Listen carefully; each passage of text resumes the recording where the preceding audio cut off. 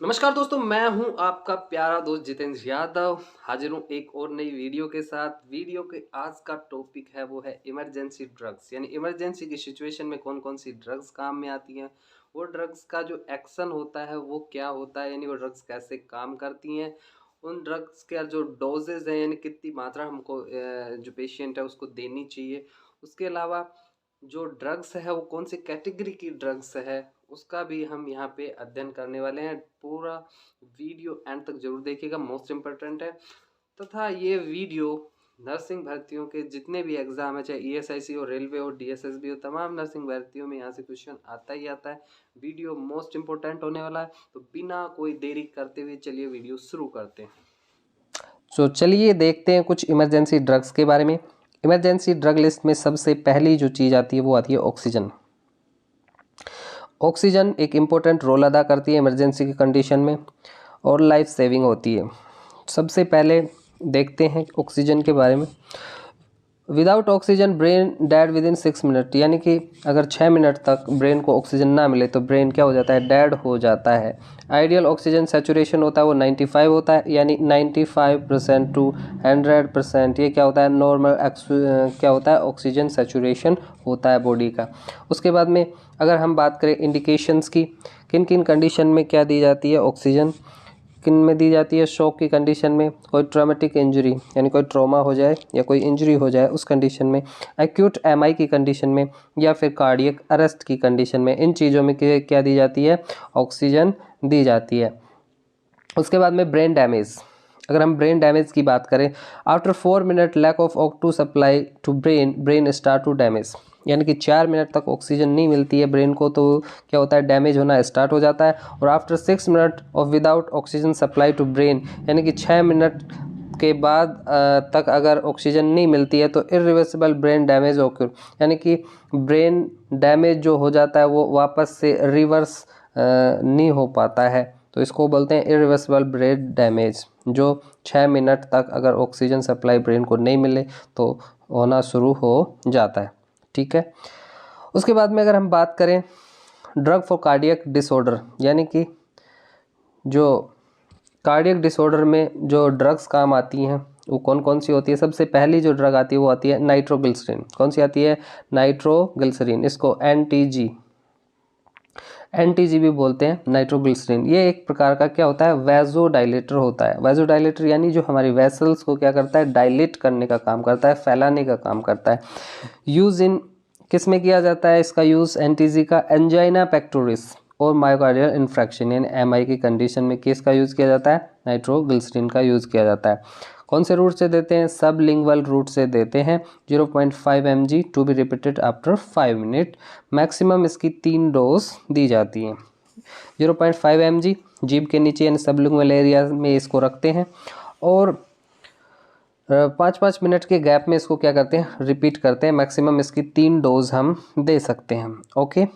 अगली ड्रग की हम बात करें वो है मॉर्फिन सल्फेट। अगली ड्रग है मॉर्फिन सल्फेट। मॉर्फिन सल्फेट जो होता है एक क्या है, नार्कोटिक्स है, एक प्रकार की ओपोइड्स है और एनाल्जेसिक। एनाल्जेसिक वे ड्रग होती है जो क्या करती है, हमारे जो पेन होती है उसको रिड्यूस करती है, कम करती हैं, उनको हम कहते हैं एनाल्जेसिक। ये एक नार्कोटिक ड्रग है। ठीक है। अगर हम इसकी बात करें तो ये एक ड्रग ऑफ चॉइस है एमआई यानी मायोकार्डियल इन्फ्रैक्शन की जो ड्रग्स ऑफ चॉइस है वो क्या है, morphine sulphate. Most important question है और कई एग्जामों में आ चुका है। उसके बाद में अगर हम इसकी मैकेनिज्म ऑफ एक्शन की बात करें तो ये क्या करता है, depress pain impulse transmission at the spinal cord level by the interacting with opioid receptor. उस ओपोइड जो रिसेप्टर होता है उसको क्या करते हैं, उसके इंट्रैक्शन के द्वारा ये क्या करता है, जो हमारे जो पेन इम्पल्स है उसके ट्रांसमिशन को ये ब्लॉक करने का या कम करने का काम करता है ये ड्रग। उसके बाद में इसकी अगर हम डोज की बात करें तो ये कितनी होती है, 1 to 4 mg। 1 to 4 mg IV इसको देते हैं मॉर्फिन सल्फेट को। ठीक है। इसके एडवर्स इफेक्ट की हम बात करें, यानी कि इसके एडवर्स इफेक्ट क्या क्या हो सकते हैं, रेस्पिरेटरी डिप्रेशन इसकी वजह से हो सकता है या फिर हाइपोटेंशन हो सकता है। ठीक है। डिप्रेस रेस्पिरेशन हो सकता है या फिर हाइपोटेंशन यानी बीपी लो हो सकता है। ओके। एंटीडोट की बात करें कि मॉर्फिन सल्फेट ओवरडोज हो जाए तो उसका एंटीडोट क्या है, नैलोक्सोन। नैलोक्सोन जो होता है वो मॉर्फिन सल्फेट का क्या है, एंटीडोट है। ओके, आगे देखते हैं अगली ड्रग। अगली ड्रग की अगर हम बात करें वो है atropine sulphate. Most important drug है एट्रोपिन सल्फेट। कौन सी क्लास की ड्रग है, ये एक बेलाडोना एल्कलॉइड है। क्या है, बेलाडोना एल्कलॉइड है। ये क्या करती है, वैगस नर्व, जो हमारी 10th क्रेनियल नर्व होती है, जो हमारी 10th क्रेनियल नर्व होती है वो होती है वैगस नर्व, उसके एक्शन को ये क्या करते हैं, इनहिबिट कर देती है। ठीक है, 10th क्रेनियल नर्व जो होती है वो वैगस होती है। उसी प्रकार से हमारी जो बॉडी है उसके अंदर 12 पेयर क्या पाई जाती हैं, क्रेनियल नर्व, और 31 पेयर क्या पाई जाती है, स्पाइनल नर्व पाई जाती है। ठीक है, तो अगर हम इसके यूज ऑफ ट्रीटमेंट की बात करें, किस किस में देते हैं एट्रोपिन, वो होता है साइनस ब्रेडिकार्डिया की कंडीशन में, ऑर्गेनोफॉस्फेट पॉइजनिंग की कंडीशन में। मोस्ट इंपॉर्टेंट है, ऑर्गेनोफॉस्फेट पॉइजनिंग की कंडीशन में कौन सी ड्रग देते हैं, वो होती है एट्रोपिन सल्फेट।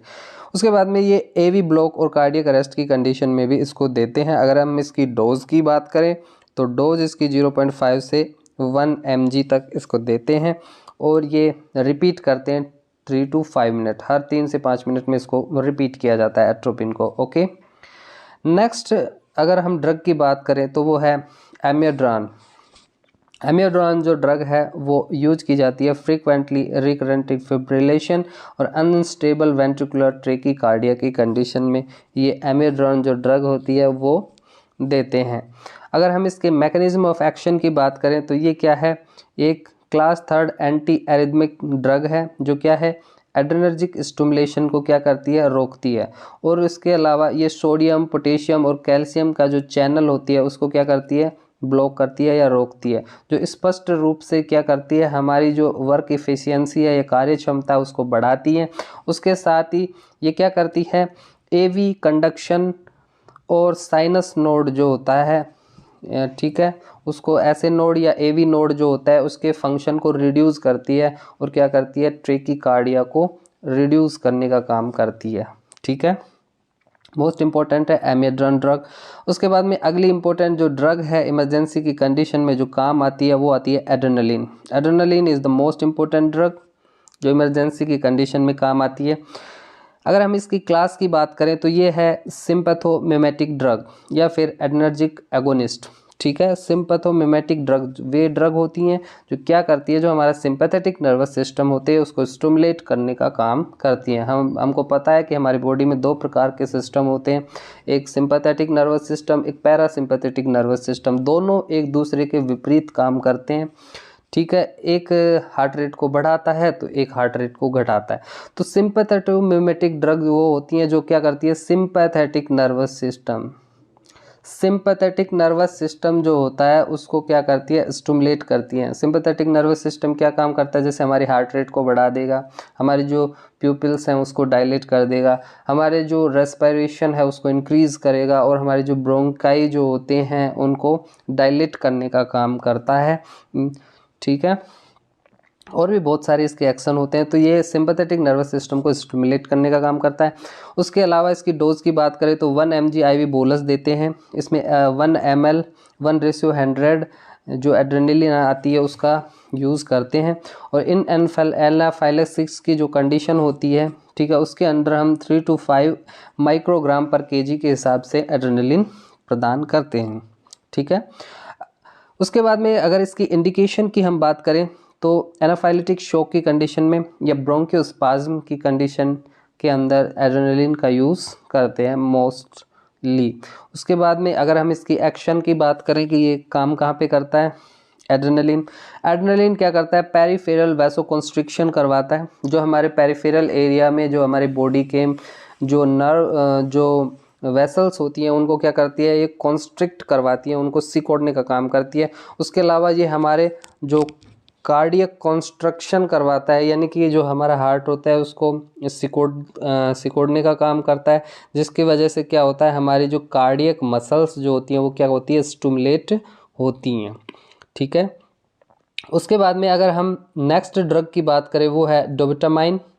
डोबुटामाइन का जो ट्रेड नेम है वो है डोबुट्रेक्स। ठीक है। ये एक इसकी केमिकल क्लास की अगर हम बात करें तो ये कैटेकोलामाइन है, ठीक है, कैटेकोलामाइन टाइप ड्रग है। और अगर हम इसकी डोज की बात करें तो 2 to 20 माइक्रोग्राम पर केजी पर मिनट के हिसाब से इसको आईवी रूट के द्वारा इसको देते हैं डोबुटामाइन को।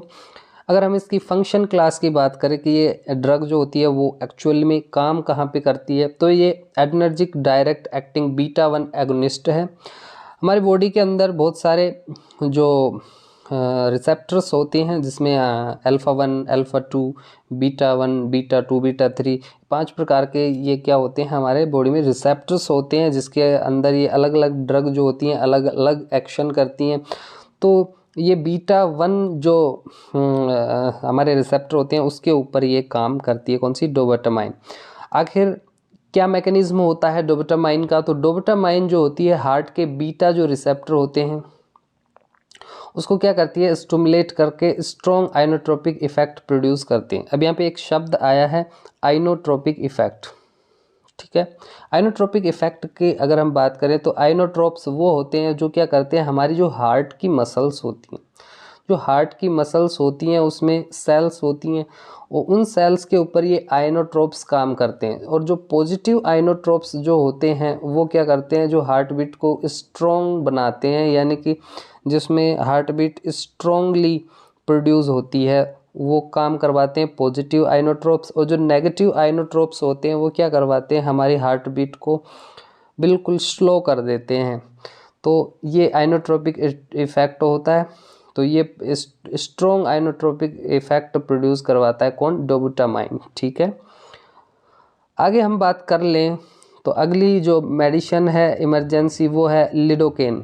लिडोकेन की बात करें इसके क्लासिफिकेशन के कि कौन सी क्लास की ड्रग है, ये एक एनेस्थेटिक एंड सीवी ड्रग है, यानी कि सेरेब्रोवैस्कुलर ड्रग है। ये एक एंटी एरिथमिक है, यानी एरिथमिया को क्या करती है, ये कम करती है। उसके बाद में इंडिकेशन अगर हम इसकी बात करें तो एनेस्थीसिया और एरिथमिया की कंडीशन में ये ड्रग यूज़ करते हैं लिडोकेन।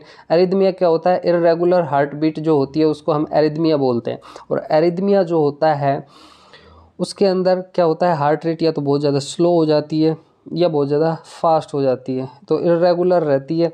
तो उस कंडीशन में लिडोकेन का यूज़ करते हैं। आखिर ये काम कैसे करती है, ये क्या करती है, increase electrical stimulation of ventricle, यानी कि जो वेंट्रिकल के अंदर जो इलेक्ट्रिकल स्टिमुलेशन आते हैं उसको ये बढ़ा देती है। और क्या करती है, जो हमारे बंडल ऑफ हिज है या जो हमारा प्रोकिंजस सिस्टम है या फिर उस पे ये काम करती है by direct action of tissue, यानी कि टिश्यू के ऊपर डायरेक्ट एक्शन के द्वारा ये क्या करती है कि हमारा जो वेंट्रिकल जो होता है उसके स्टिमुलेशन को क्या करती है, ये बढ़ा देती है, ठीक है। उसके बाद में अगर हम बात करें कार्डियक एरिथमिया की कि कौन कौन से कार्डियक एरिथमिया होते हैं, अलग अलग टाइप के होते हैं और उनमें कौन कौन सी स्पेशल ड्रग जो होती हैं वो काम करती हैं। तो एरिथमिया यहाँ पे है, यहाँ पे कौन कौन सी ड्रग्स हैं उसकी बात हम करेंगे। तो सबसे पहला जो एरिथमिया है वो है प्रोक्सिमल सुप्रावेंट्रिकुलर ट्रेकीकार्डिया। प्रोक्सिमल सुप्रावेंट्रिकुलर ट्रेकीकार्डिया में कौन सी ड्रग देते हैं, एडेनोसिन, ये 6 to 12 mg इसकी डोज होती है। उसके बाद में अगर हम एट्रियल फिब्रिलेशन की कंडीशन की बात करें तो उसके अंदर एमियोड्रॉन 100 to 300 mg 30 to 60 मिनट के अंदर देते हैं। उसके बाद में वेंट्रिकुलर ट्रेकीकार्डिया की अगर हम बात करें तो इसमें लिग्नोकेन ड्रग यूज़ लेते हैं। वेंट्रिकुलर फिब्रिलेशन की कंडीशन में बात करें तो उसमें डिफिब्रिलेशन करवाते हैं, साथ में एमियोड्रॉन जो ड्रग होती है वो देते हैं। उसके बाद में एवी ब्लॉक यानी एंट्रियो वेंट्रिकुलर ब्लॉक जो होता है उसकी बात करें तो उसके अंदर एट्रोपिन जो ड्रग है उसका यूज़ करते हैं, ठीक है। उसके बाद में ड्रग फॉर रेस्पिरेटरी इमरजेंसी, यानी रेस्पिरेटरी इमरजेंसी हो जाए उसके अंदर कौन कौन सी ड्रग यूज़ लेते हैं, उसमें सबसे पहली आती है एमिनोफाइलिन। एमिनोफाइलिन जो ड्रग होती है वो मेथिलजैंथिन ब्रोंकोडाइलेटर होती है। ब्रोंकोडाइलेटर यानी जो हमारी जो लंग्स होता है उसकी जो ब्रोंकाई होती है उसको डायलेट करने का काम करता है। उसके अंदर 250 mg पर 10 ml एम्पुल जो होता है उसको डिज़ोल्व करते हैं 20 ml 5% ग्लूकोज में और फिर इसको IV स्लोली इसको देते हैं। अगर हम इसके एक्शन की बात करें तो ये एक ब्रोंकोडायलेटर है जो हमारी स्मूथ मसल्स होती हैं लंग्स की, उसको क्या करता है, रिलैक्स करवाने का काम करता है। ठीक है।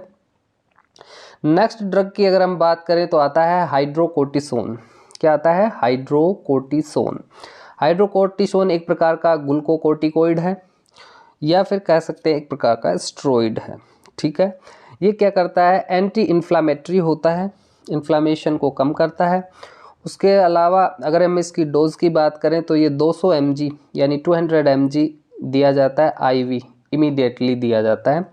स्टेरॉइड जो होते हैं वो क्या काम करता है? हमारा जो एयरवे है उसको इम्प्रूव करता है और जो अस्थमा का जो एक्सप्रेशन जो होता है उसको क्या करता है? ये कम करने का काम करता है। ठीक है। ये क्या करता है? Improve response of airway smooth muscles, यानी कि ये जो हमारे जो एयरवे की जो स्मूथ मसल्स होती हैं उनको इम्प्रूव करता है, उनको डायलेट करता है। उसके अलावा ये बीटा 2 एगोनिस्ट होता है एंड